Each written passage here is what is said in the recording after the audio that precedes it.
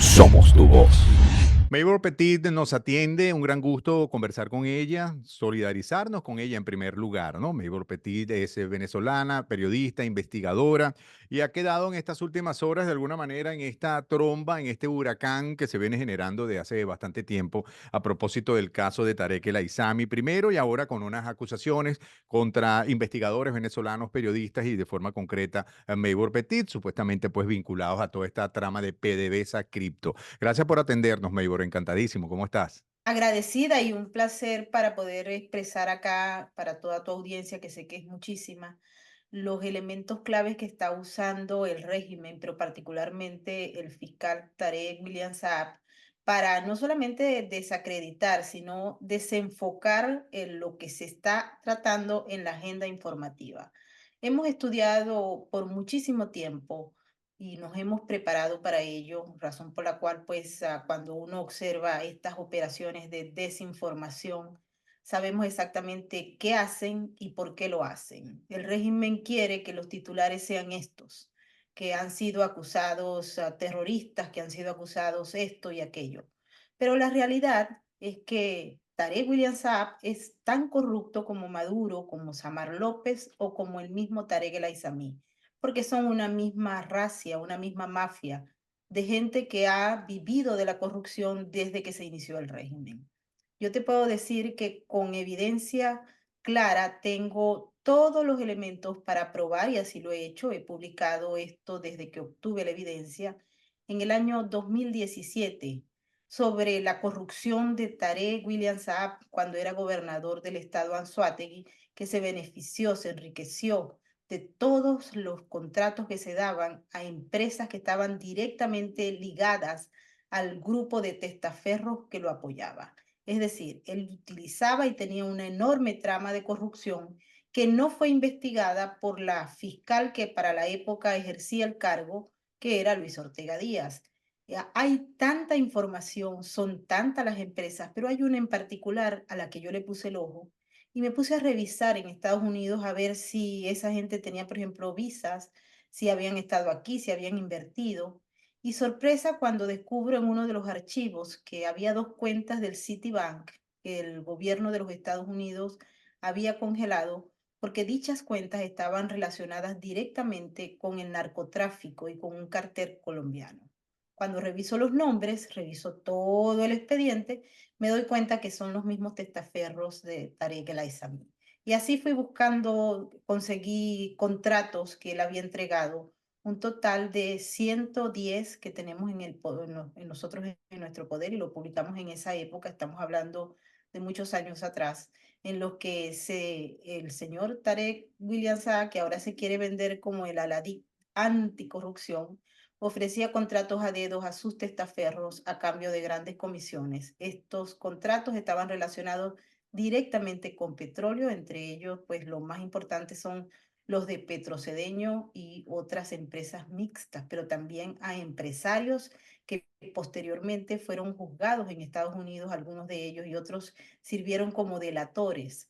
Esto no le quita y no le pone nada a la intensa actividad que tiene el fiscal para que se les reconozca, cosa que es imposible hacer.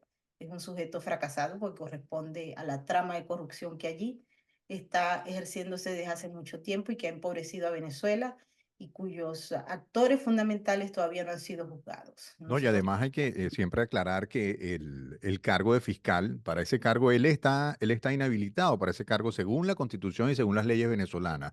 No es porque uno no le guste su figura. Fíjate que ya tú comentabas que fue gobernador electo por el PSUV para Anzoátegui. Eso ya de una vez lo inhabilita. Antes había sido un diputado.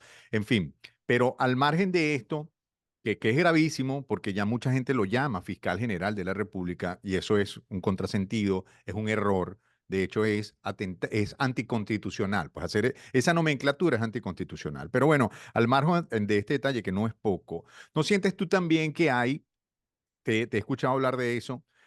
Bueno, ya me mencionabas un caso de este 2017, que es muy válido, por cierto, porque hace una investigación precisamente contra la persona que hoy te acusa. Es una manera, y por cierto, que él nunca fue en el fondo investigado por esos hechos tan graves. Pero también vienes haciendo una serie de investigaciones, una serie de aclaratorias. A mí me gusta mucho la serie que llevas adelante. Te felicito, Melbourne, por ello, que nos aclara cómo es el fraude electoral, por ejemplo. Entonces tú desnudas verdades que son incómodas, literalmente, aunque suene un cliché. En estas verdades incómodas, tú no sientes dentro de todo que hay en el fondo, o pudiera haberlo, un desmoronamiento de esa cúpula, de esa hegemonía, de esa cosa pétrea que en algún momento fue como una unidad de ese clan, de esa organización criminal, y ya están un poco buscando quién se queda sin culpas, quién cae cuando venga una eventual transición, por ejemplo, en Venezuela. ¿No sientes que todo esto es resultado de eso, tal vez? Ellos se quieren quedar, por supuesto, pero hemos llegado al centro, hemos puesto el dedo en el sistema electoral, porque el 28 de julio, independientemente de que ellos controlen las maquinitas, controlen el software, que no hayan hecho una distribución abierta y transparente de los centros electorales, sino que hayan construido más de 3.000 minicentros electorales en lugares súper apartados donde la oposición no puede llegar con sus testigos, independientemente de todas las trampas que hay, de la gran maquinaria de desinformación y también el acoso y la persecución, no solamente a los líderes que están al lado de María Corina y los que hacen verdadera oposición, sino a todo aquel que los desnuda, que les rompe las narrativas. Quiero que sepas que hoy más que nunca estoy convencida que ese 28 de julio puede haber una revolución, no como la que ellos impusieron tristemente y que pasará a la historia como el tiempo más nefasto de nuestra república, sino de la gente verdadera. He conversado con gente que está en los lugares más recóditos de Venezuela y están dispuestos a utilizar esa herramienta, el voto, que es una herramienta de la guerra asimétrica que tiene el régimen contra los ciudadanos, como un elemento para poner en su sitio a estos criminales, a estos ampones. La gente está perdiendo el miedo, porque ya no tiene nada que perder. Perdió la educación, los servicios de salud, el hambre, pero para colmo de males, este régimen tiránico quiere quitarles lo que es el pensamiento, la mente, y hasta ahí no llegan. No llegaron los nazis, por ejemplo, con la población judía. No llegaron los totalitarios de Stalin a robarle la mente a la gente. Este régimen quiere hacerlo a través de la propaganda y de la desinformación, porque hemos determinado y nosotros llevamos una serie de análisis sobre, por ejemplo, los sistemas de bot que utilizan el régimen, cómo el régimen ha generado salas completas para destruir a aquella persona que en Twitter o en cualquier otra red social sale a decir: desprecio al régimen, estoy aquí y no me importa nada, voy a votar en contra del régimen. Hay empleados de ministerios. Yo recibo muchas informaciones de incluso gente que trabaja bajo el criterio de este sujeto llamado Tarek William Saab.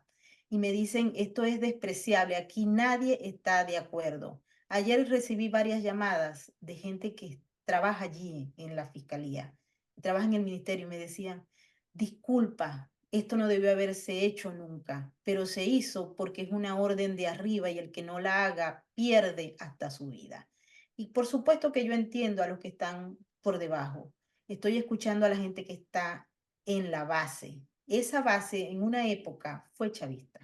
En una época se dejó seducir por las ideas del socialismo, del nuevo hombre, etcétera. Pero se dio cuenta durante 25 años que está peor que antes, que no tiene ni siquiera la capacidad de salir afuera porque están los colectivos, está la violencia en todas sus ramas atacándolos, que quieren quitarle el pensamiento crítico y la capacidad de hablar. Y tristemente para el régimen y afortunadamente para la Venezuela que queremos, esos 40 años que se vivieron de democracia imperfecta, como la quieran llamar, sirvió para sembrar en la identidad del venezolano el concepto y la cultura de la libertad y el concepto y la cultura del voto y de la democracia. Se vivió mejor en la democracia que en esta atropellada dictadura compuesta por puros criminales que quieren y pretenden quedarse en el poder. Ellos están en capacidad en estos momentos, debido a una serie de factores que si quieres te explico, ¿Cómo de no? Por supuesto, hacérsela me encanta que para hagas este análisis y además conocer tu opinión sobre la realidad de Venezuela, porque estamos por una parte llenos de esperanza, como tú mismo de alguna manera ya has planteado, pero por la otra hay un enemigo formidable, ¿no? Que no va a dar su brazo a torcer y que tiene un gran temor de qué va a pasar cuando ya no esté detentando el poder, porque, bueno, hay una cantidad de instancias en su contra, desde la Corte Penal Internacional hasta muchas otras instancias. exactamente. Entonces tenemos unos escenarios que son extraordinarios y que no se habían presentado en las últimas 2 décadas, porque tenemos al pueblo decidido, mucha gente perdió el miedo, mucha perdió el miedo. Hay una conexión emocional, sentimental con María Corina Machado, por ejemplo, que está recorriendo el país y se le dan muestras de apoyo inmediato a pesar de las consecuencias que esto pueda traer, no solamente para la gente que sale de la casita pobre a darle un abrazo, sino también a toda la gente que trabaja en la logística de todo este proceso. Y el régimen hay que verlo con mucho cuidado. El régimen es una criatura acorralada, despreciada por los venezolanos, por los 8 millones o 7 millones que salieron del país, pero que quedó desnudo ante la comunidad internacional. Quedó desnudo porque el régimen se alió a lo peor que existe en el planeta. Está aliado con la República Islámica de Irán, que es un estado terrorista, propulsor del terrorismo. Está aliado con Rusia, que es la caja más importante a nivel planetario de desinformación y de totalitarismo. Y por cierto, donde se asesinan a los que están aspirando a cambiar, sean candidatos, sean periodistas de investigación y sean cualquier cosa, y utilizan las mismas técnicas que quiere utilizar el régimen con el Tren de Aragua, asesinando, podemos poner el ejemplo del teniente Ojeda, pero hay muchos otros. Nosotros hemos recibido, dicho sea de paso, muchas amenazas de muerte por parte de estos ampones.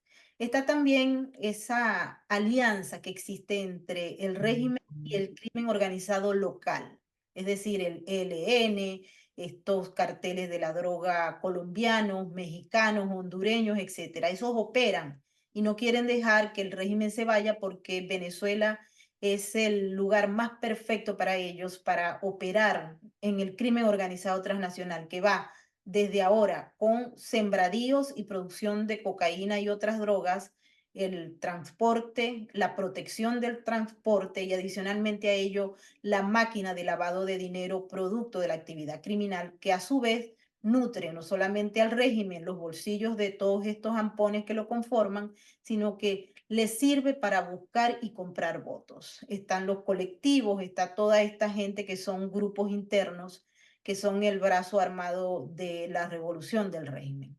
También no podemos dejar de lado que Venezuela es un pote de petróleo gigantesco. Y en estos momentos, desde el punto de vista geopolítico, se requiere ese petróleo.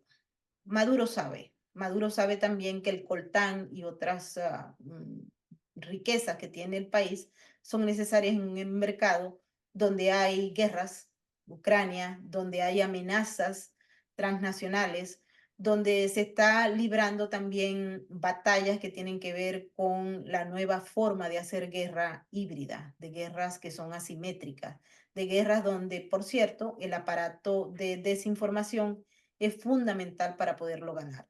Y Cierto. cuando observamos todos estos elementos que hay que ponerlos sobre la mesa para poder entender a qué nos enfrentamos, vemos por un lado un régimen acorralado porque la gente lo desprecia, un Nicolás Maduro, un Tarek William Saab que no puede salir a la calle porque lo desprecian, un aparataje increíble de propaganda costoso que va desde propaganda a medios, pago de periodistas, creación de portales, creación de radios y televisoras, no a nivel nacional, sino a nivel internacional, de tal manera que refuercen el mensaje de desinformación del régimen y que luego esté apoyado por toda la red de bots, de soldados digitales que se creó con los mejores cerebros en materia comunicacional y digital del planeta. Porque una de las cosas que el régimen entendió, así como lo hizo Rusia, Irán, Norcorea, etcétera, es que se requiere de un aparataje de bot, un aparataje que desintegre cualquier mensaje en contra y reimponga una narrativa falsa que se crea en laboratorios en Caracas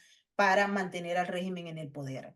La Ujú. gente común y corriente no entiende esto Sí, es y no. duro. Además, es muy difícil de entenderlo, Mabel, porque cuando tú estás en Venezuela piensas que, por ejemplo, tú no te conectas a un portal que dé información veraz, auténtica de lo que está ocurriendo, porque está bloqueado, pero tú piensas, tú puedes tener una línea privada de Digitel o de Movistar en Venezuela, y tú puedes pensar que, bueno, tu teléfono es viejito, eso es lo que piensa la mayoría de la gente, o que tu internet no es muy bueno, el wifi donde estás no funciona, pero no captas el del todo el tema y además es muy difícil explicarlo, te lo digo porque en esto llevamos ya una década en un trabajo profundo, tratar de explicarle a la gente que no es ni el teléfono ni es la precariedad del Internet, que ciertamente son dos elementos, sino que es que la compañía telefónica, a través de una imposición del régimen, tiene bloqueado de una manera además sistemática y por escogencia, no a todos los usuarios, sino a un grupo muy importante. Hoy en día es casi imposible en Venezuela que una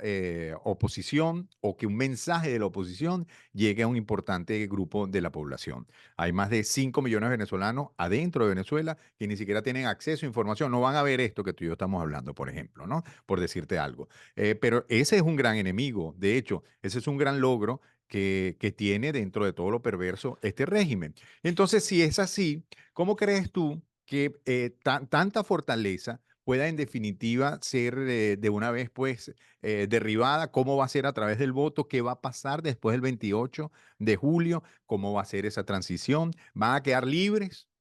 Es una pregunta que yo siempre me hago. ¿Todos? ¿O será que algunos sí y otros no? Y esa es la margarita que ellos están deshojando en este momento.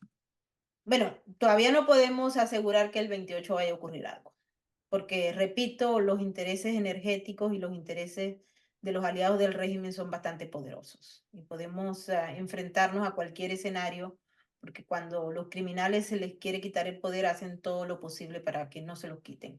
Y ya observamos gente como, por ejemplo, Diosdado Cabello, que ha salido a decir que ni por las buenas ni por las malas él sale de ahí, claro, porque él sabe que si sale de allí y la comunidad internacional es importante y es escuchada y puede operar, pues él estaría en una cárcel aquí en la ciudad de Nueva York, al igual que Maduro y que todos esos individuos.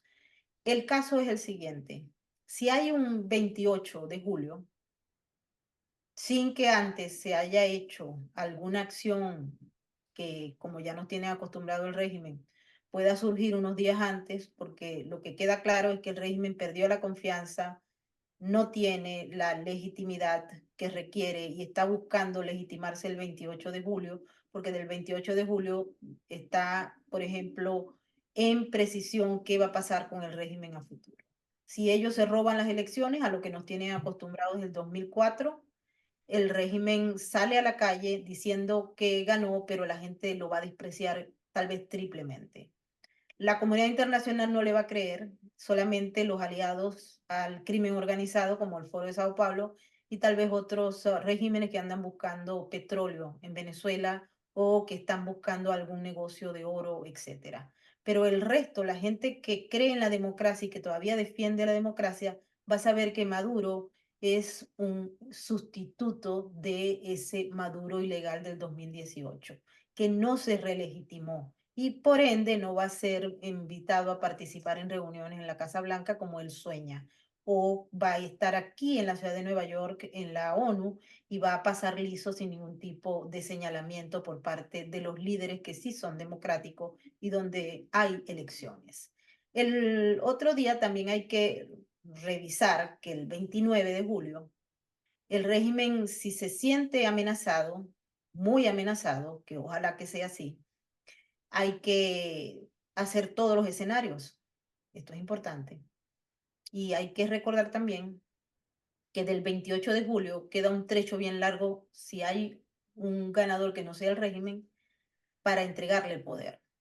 Para lo Sí. cual se han tomado esa fecha clave porque pueden destruir toda la evidencia porque son criminales. Pueden hacer, inclusive, alguien me comentaba anoche, que dentro de todas las cosas que se discuten entre los ampones que constituyen la élite gobernante en Venezuela, está hasta seguir los pasos que hicieron las fuerzas iraníes en Irak cuando la invasión y decidieron empezar a quemar los pozos petroleros. O sea, hemos llegado a ese nivel de locura por Sí, el no, poder. no. Y incluso antes que eso, pues tienen la potestad, porque van a tener un plazo de 6 meses en el mejor escenario, que la oposición realmente triunfe el 28 de julio, que de alguna forma se reconozca ese triunfo. Quedan 6 meses para la entrega que ocurrirá es en enero. Eso es, la verdad, demasiado tiempo. Y allí pueden desde cambiar la constitución, porque tienen el 100% de la asamblea, no sé, pueden hacer cualquier invento, como decir que ya Venezuela, el presidente es como un jarrón chino, como un elefante blanco, un poco lo que se vino haciendo, por ejemplo, desde que Antonio Ledesma hace muchos años tomó la alcaldía mayor, por citar un ejemplo de lo que puede ocurrir. Ahora, bueno, esos son obviamente algunas de las fichas que están en este tablero, que son múltiples, que son muchas, pero te siento que vienes muy desde la esperanza, lo cual desde alguna manera, a pesar de todas las dificultades que planteas a diario, e incluso de esa ofensiva en tu contra, eso nos habla muy bien de cómo puede el venezolano sencillo, de a pie, el que está sufriendo y padeciendo en la Venezuela profunda, todo lo que ocurre en este régimen, pues tener obviamente como un aire de cambio y también hacerse eco de esta esperanza. ¿Tú crees que ese es en definitiva el mensaje o volvemos a ser muy ilusos con esto de estar esperanzados? Yo creo que la gente debe entender que no debemos dejar la esperanza, pero tenemos que activarnos desde el punto de vista social. También tenemos que pedirle a los líderes de oposición que definitivamente presenten qué ideas tienen para construir ese país que deseamos. No es criticar al régimen y no proponer nada. Yo creo que llegó la hora de proponer y de proponer con una especie de eficiencia a la hora de presentar las ideas. No podemos seguir como estamos. Yo creo que la salida de todo este drama que hemos vivido es la sociedad civil organizada, bien informada, clara y con un objetivo. Quiero hablarle a la gente que nos está escuchando, que muy probablemente no sea la que yo quiero que nos escuchen, que es la gente de allá abajo. Pero en el mundo de las guerras, yo me he dedicado muchos años a estudiar este asunto del crimen, de la guerra, de las amenazas. Cuando hay amenazas de esta naturaleza y cuando se entiende el concepto de guerra, debemos entender que en este siglo XXI la guerra es psicológica. La guerra es un ataque de desinformación con campañas psicológicas que buscan meter a la gente en un solo buzón en el que el régimen pueda imponer su único criterio, a través del miedo, a través de la violencia, a través del hambre, de la miseria, de la persecución, de la cárcel y de la muerte.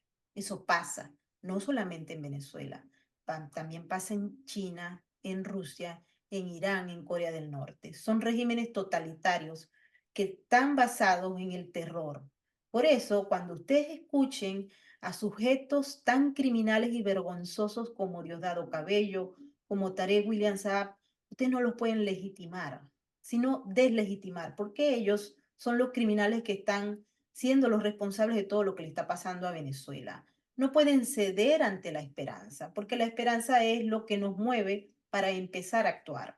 No pueden tener miedo, porque ustedes están siendo amenazados con criminales allá adentro que tienen una estructura para que el venezolano siga siendo una especie de herramienta útil del régimen.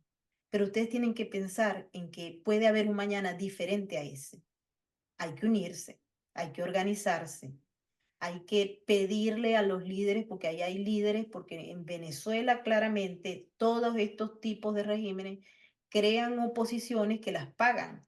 Y la verdadera oposición, que es esa con la que ustedes se están identificando y con la que ustedes pueden ver que hay una propuesta y una propuesta seria sobre el país que van a cambiar.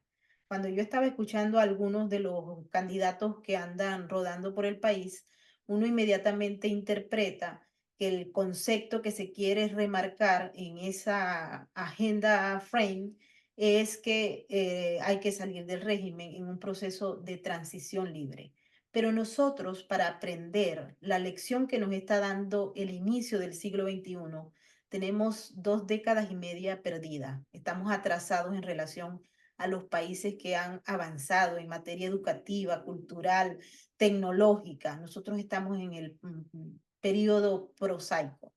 ¿Y qué es lo que yo les invito a ustedes a hacer? Si no hay un candidato que ofrezca entonces un proyecto de país diferente, simple y llanamente descártenlo, rómpanle la narrativa. Entiendan la narrativa del régimen, que siempre es pisarlos a ustedes. Y otra cosa sumamente importante que considero es que ustedes pueden conocer a la gente de al lado, la gente que está en el barrio, en la comuna, porque está organizado el país en comuna, y preguntarle, hacerles entender, porque no todo fue adoctrinado. Conozco gente que no fue adoctrinada en estas 2 décadas y media. Están allí, pero no están adoctrinados. A veces se hacen los que están adoctrinados para que no los maten. Pero ustedes sí pueden conversar con esa gente, porque yo creo que esta es la única oportunidad que se nos abre.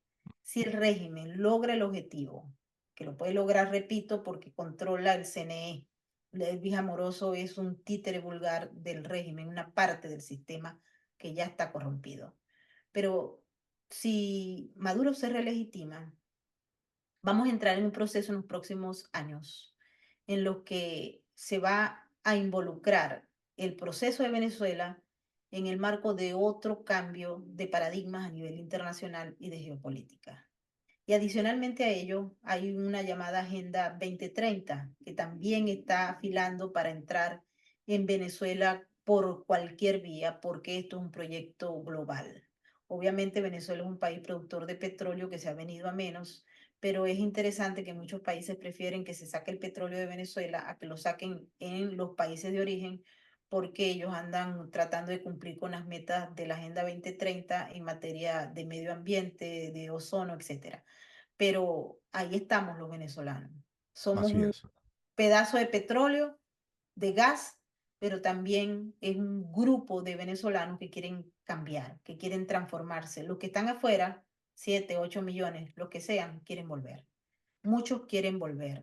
Y también muchos están haciendo un trabajo extraordinario para diferenciarse de esos pocos que son una especie de peste que envió el régimen como si fueran los Marielitos en la época de Fidel Castro a destruir y deconstruir los países donde los venezolanos maravillosos, talentosos, trabajadores han llegado.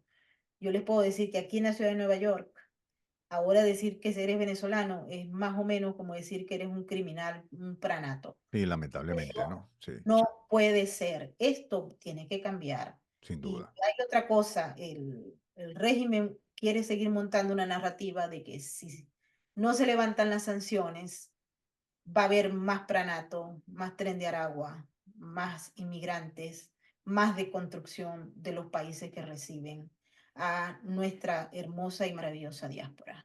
Sí, Y eso importante. es grave, es muy grave y por eso tenemos que tomar en cuenta todos los detalles. Es un escenario complejo. Yo trato siempre, yo doy clases y cuando doy clases, pues trato que la gente aquí, que no está familiarizada con Venezuela, con América Latina, pueda entender la gravedad del problema que tenemos. Sin Es un duda, es grave. conflicto, es un conflicto geopolítico y Ujú. Venezuela está en el centro de ese eje geopolítico. Y te quiero decir, no sé si creo que estamos finalizando esta conversación tan agradable contigo, que dentro de las herramientas que tiene el régimen está propulsar una especie de escenario de guerra infinita en el Esequibo, con Guyana, pero más bien siendo un títere de Rusia y de China en América Latina. Este escenario está planteado y Nicolás Maduro está en disposición de hacer cualquier cosa para no ir a la Corte Penal Internacional. Aunque tristemente, y esto también no nos puede quitar la emoción y la esperanza y las ganas de luchar, existen algunos personajes internos y externos que han planteado lo que tú bien señalabas como una transición con negociación donde todos estos criminales queden inmunes e impunes ante los crímenes que han cometido, que son crímenes de lesa humanidad.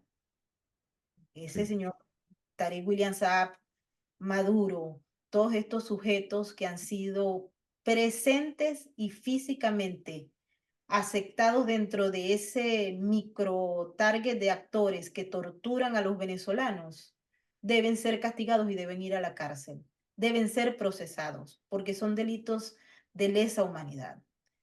Haber llevado a Venezuela a las condiciones en las que se encuentra es un delito de lesa humanidad.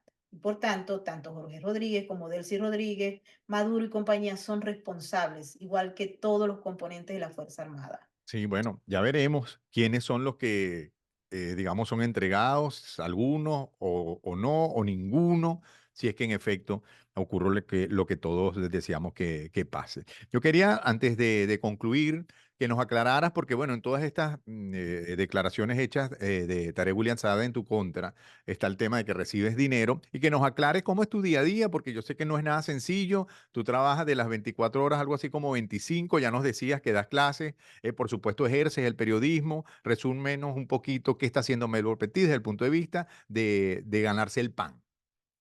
Bueno, debo aclarar que William Saab dijo hace una semana y media que yo soy agente de la CIA. ¿Ok? Y ahora me cambió el trabajo para decir que yo formo parte de una banda de asalariados de Tarek El Aissami, cosa que ha generado, por cierto, mucha risa en el entorno de abogados y de amigos, de investigadores. Yo trabajo como investigadora senior y me he dedicado a esto por muchos años, por eso me he preparado y sé identificar inmediatamente cuál es el objetivo de la acción de este criminal llamado Tarek William Saab. Para poder hacer este trabajo, yo requiero de una serie de requisitos, porque yo estoy en Estados Unidos, donde sí hay Estado de Derecho, donde sí se cumplen las leyes y donde las personas que realizan trabajos en el área de crimen organizado transnacional tienen que hacerse un perfil que también utilizan las agencias federales, que se llama, es una limpieza y revisión de background, de antecedentes. Ujú. Uno se tiene que abrir a todos esos factores que están allí para poder ejercer, para poder entrar en las cortes, para poder entrar en fiscalías, etcétera. Y eso no es que lo hace inmune a uno, sino que puedes probar la transparencia de todo el sistema que está en Estados Unidos basado en ese proceso. Por tanto, cuando uno escucha a sujetos como el más buscado, uno de los más buscados, que es Samar López, uno ve, el desconocimiento de lo que se hace y el desconocimiento de mi trayectoria.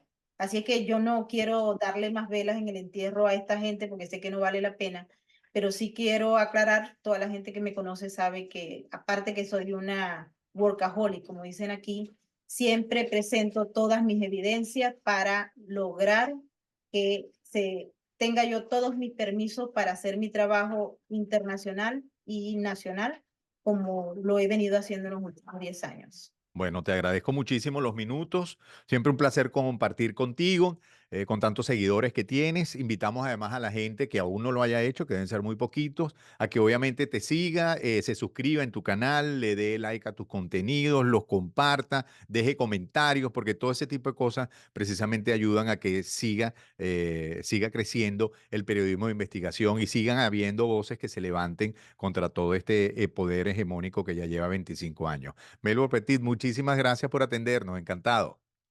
Un placer estar con ustedes y espero que este mensaje llegue a quien le tiene que llegar. Y a Gracias, dar también los like y todas las suscripciones para tu programa, que es maravilloso. gracias, gracias. Somos tu voz.